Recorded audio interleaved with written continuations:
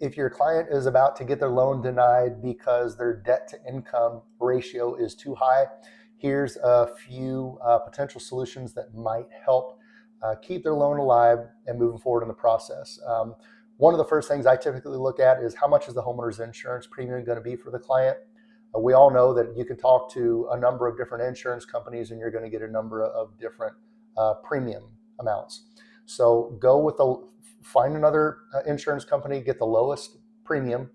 In addition to that, maximize the deductible for that policy, which will further lower that premium. That will help. Another obvious one is just ask the buyer what debts do they have that they would be able to pay off. As a lender, I will always look at which debts, not necessarily the balance of the debt, but the monthly payment. The monthly payment is what's causing that debt to income to be where it's at, not the balance of the debt.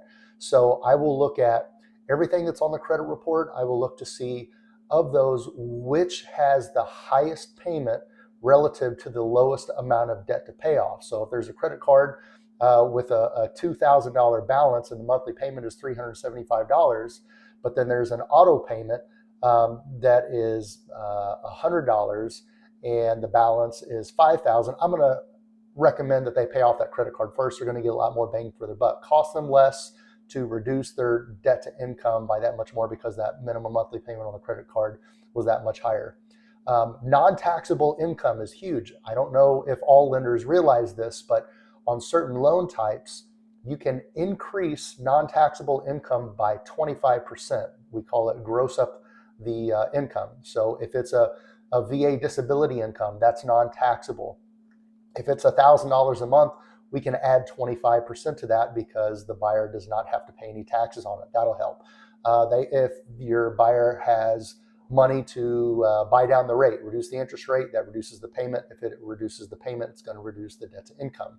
Another is to request the underwriter to reconsider the income. You're going to need compensating factors. You're going to need to make sure you have strong AUS, approve eligible, to ask the underwriter to reconsider any type of variable income that the buyer might have. Variable income means commission, bonus. Looking back over the past couple of years, how has that income trended? Does it look like that income will continue to go up? It can be to the underwriter's discretion, but if you can provide compensating factors for that, it'll certainly help. And then lastly, the loan types. VA or an FHA might tolerate a higher debt to income than a conventional. So if your buyer is under contract with the intent to use a conventional loan, but the debt to income, say, goes over 50%, there are some lenders and there are some loan types that will allow loan approval for a higher debt to income, especially if you have a U.S. approval and you have strong compensating factors.